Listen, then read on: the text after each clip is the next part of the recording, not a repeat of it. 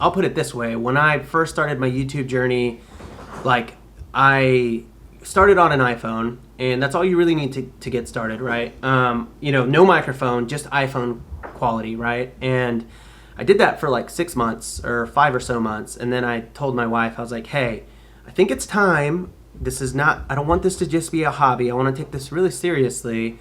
Can I buy a Canon M50, which is like kind of like the starter, YouTuber vlogging camera? And she was like, yeah, I don't care. Go buy it. But I'm just like, I was so cheap. I'm so cheap as a person that it was really hard for me to cough up that $500. And I actually ended up buying it with points. And that was really hard for me. Like truly, even those 80,000 points, I'll never get them back. But I was like, let's do it. I bought that camera.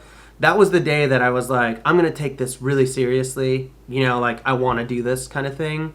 So as soon as I got that camera, I really felt like my production value ramped up quite a bit, exponentially, because I was just learning how to like use a camera and ISOs and white balances and all that kind of stuff. And so I really started spending so much more time in my edits. I mean, we're talking, instead of spending like 12 hours, I was now spending 16 to 20 hours, because working with like raw footage was obviously just a different beast. And I started releasing videos that I was like, every video I was trying to get better and one up the video before that. So I started spending so much time on these videos, and they just weren't performing super well, And I remember I was looking at my stats, and I was used to getting like 50 views a day kind of thing. On some videos I would get 5 views a day or 10 views a day. And I remember looking at my stats, and one of my first videos that I ever uploaded on my iPhone, it's called Inside My $72,000 Tiny House in Los Angeles, California. That started taking off. Like, I think it had 2,000 views that day. And I was just like on my computer, and I was like, what? 2,000? What? I was like, hold on, what? It was like so much for me at the time.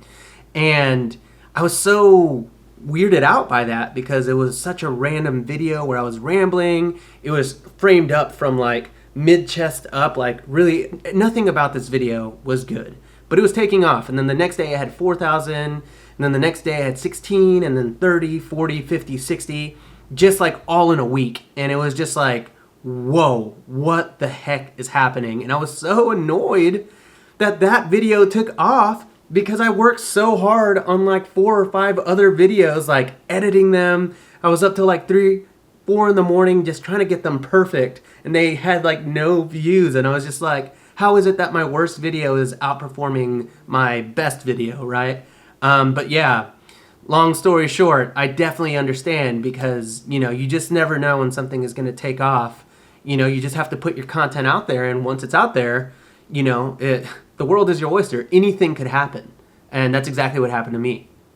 Yeah, I think it probably, when was that when it started taking off? Because it seems like it takes a little while to get some traction for some of the content that you post. But when was that? When did you start to notice that happen?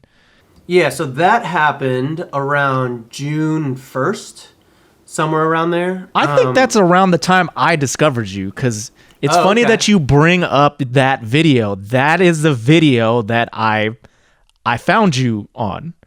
I think, honestly, this is going to be interesting for you from like the viewer perspective, right? Like, I found your video, I think it was recommended. I was already watching like videos on tiny houses and whatnot. And your video just showed up on like the suggested videos, or it came up after it auto suggested. So I don't know what that was as to why it decided to do that then, like a few months after you had posted it. But it was interesting. It does happen though. I mean, it really does. I mean, I know a lot of different YouTubers, like, I talked to like Levi Kelly or Shelby Church, and they've talked about videos that they posted like a year ago that all of a sudden took off like they never imagined. And so for me, it was just so weird and so surreal, because it was around the June 1st mark that I was, kind of first taking off. And like at this point I had been on YouTube for 6 months, and I was hustling. I was editing like every night, man, like every night from like 2 to 4 in the morning. It just depended on what I could really like give, personally. And I was like so defeated a lot, but I was like, I'm serious about YouTube. I'm going to do this for the rest of my life. I don't care, what this takes. And so for 6 months, it was my goal to get 1,000 subscribers. I didn't put a time frame to it, but I remember thinking, when I get to 1,000 subscribers, I will have arrived. That to me, that was my personal goal. And I got to 1,000 subscribers on June 18th. And it's because around the first week of June, somewhere in there, it started taking off because it was getting so many views. I just started getting like all those first 1,000 subscribers super fast. And I remember June 18th specifically because that was the day that I got 1,000 subscribers and 4,000 watch time hours on YouTube, which are the requirements needed to get into the YouTube partnership program where you can actually start monetizing your channel. So that day was very special to me. And I remember I hit 1,000 subscribers and I was like, I did it. I arrived. I set a goal for myself and I made it happen and I was so proud, and I remember thinking I guess my next goal is 5,000 subscribers. And I remember my business partner, I said that on Instagram stories and he reached out and he was like, dude, that's going to come so much faster than you think. And I was like, yeah, 2-3 years, whatever. 6 months, it was 1,000. So let's just keep it going. And 5 days later, I hit 5,000 subscribers. And it's because that video took off and set off a chain reaction with all my other videos. And so I got to 10,000 subscribers 5 days after that. And it's because I remember taking off and I was like, well, I gotta put more content out. I have to do it, right? And so I went out to Joshua Tree, California and shot a video of my other tiny house, which was titled Inside My $165,000 Tiny House.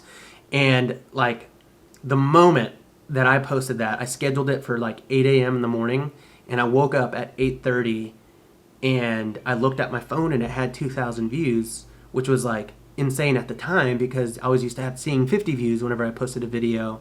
And I turned over to my wife and I said, babe, I did it.